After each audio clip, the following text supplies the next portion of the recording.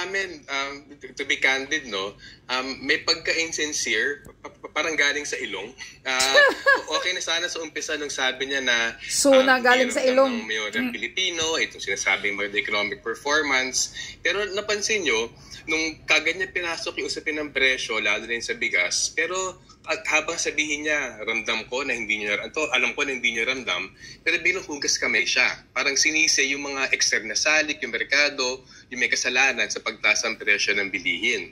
Tapos pag sa dulo, nagyabang pa siya na nabawasan na mahirap. So para sa amin, kung gano'n ang umpisa niya, maganda sana. Alam ko, sinasabi maganda economic performance pero hindi niya ramdam.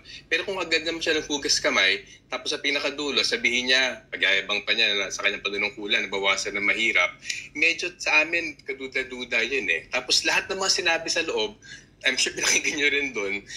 Alam niyo, sa totoo lang, kahit sino, kahit tayo, kung bigyan tayo ng halos 6 trilyon pisong budget, marami tayong masabi sa ginagawa eh. Pero kung hindi na amin yung tunay na lalim ng problema at hindi nasasapa ng tamang solusyon, kahit ganong kadaming sabihin mo, sis kalating oras, at kahit ilang beses ka pinilakpakan at sinatsyanta ng BBM ng mga trapo, may ampaw pa rin yung talumpati. Kaya sa amin, sa pangkalahatan, ampaw pa rin yung talumpati. Ampaw? May pag-insincere po.